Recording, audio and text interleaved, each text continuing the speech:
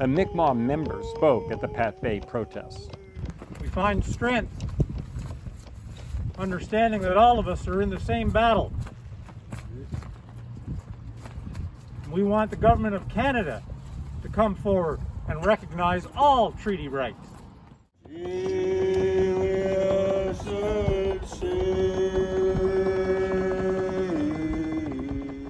Mavis Underwood is an elected member of the Sayaw First Nation here on Vancouver Island. She came to the rally in support of the Mi'kmaq. This is systemic racism at work. When you see the RCMP standing there watching the violence, watching the harassment, watching the destruction of property, they already have a protected right. The RCMP needs to be intervening right at that point.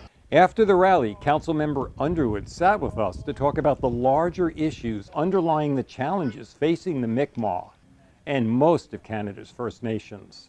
The efforts have always been to try to colonize free and independent First Peoples, First Nations, Indigenous peoples, by starving them out, by taking them off the land that provides for their freedom, for their rights.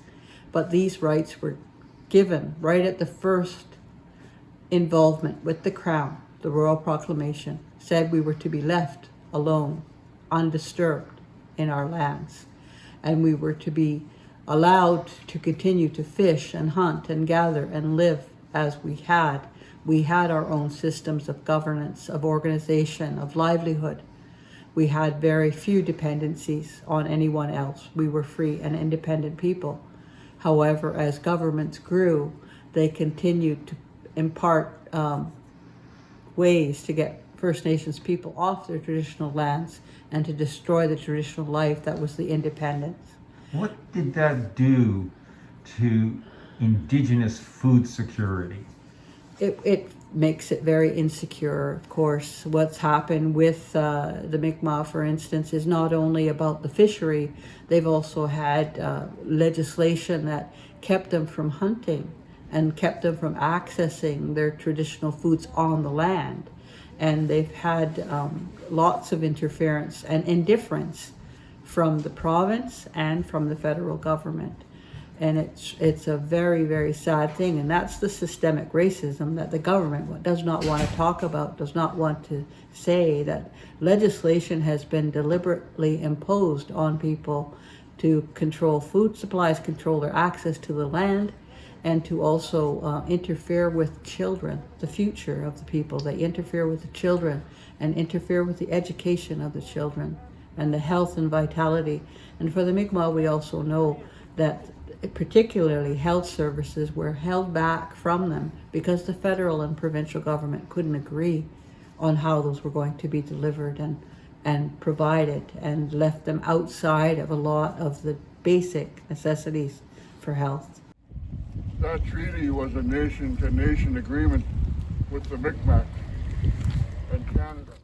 Now that we're asking for our rightful place in history and our way of life and livelihood to be fully understood in that Canadian identity, we're getting a lot of backlash and a lot of negativism and a lot of oppressive kinds of tactics and efforts to destroy, our vitality. And I think that that's what's really the greatest harm, is to be oppressive with people and to keep them from experiencing vitality, realizing potential, and especially for children. When there's no escape for children from poverty, when there's no way that children can have their basic needs and have food, those are crimes. I say we stand together for some basic human rights here, and dignity and respect.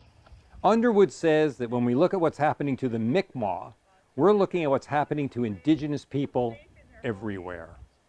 All across North America, all across the world, you've seen the rainforest and you've seen everything that's been destroyed and people being put off the land. And it's really about economy and looking at economic development now. The world needs to look at it in a different way. And for what Indigenous people have always said, that we had a responsibility to care for what was provided for us, and it was provided through the creation. And that's a worldview that we have as Indigenous people. And David Suzuki has said that if we followed some of the principles of Indigenous people about responsibility, we would have what we need from the environment forever. Look through our eyes what fracking does, what mine tailings do to a fish lake, what all kinds of environmental contaminants put into the ground and what they destroy. We may see the big animals die off, but it's the ecosystems that often feed those that are killed off first. So when we see the salmon not able to come back, a lot of it has to do with severe contamination of their freshwater systems.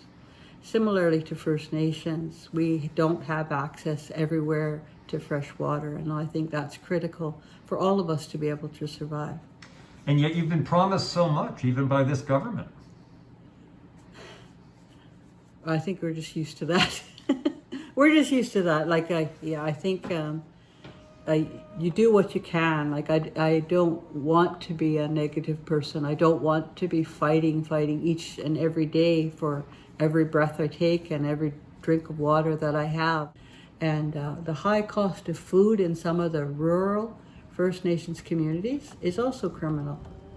And that needs to be considered, and helping people to get the basics, and to make sure, because we waste so much food in Canada. We are very, very rich, and I don't like to see that people go to a dump to get cast off food from grocery stores. Let's have it put in a dignified way that people can access food.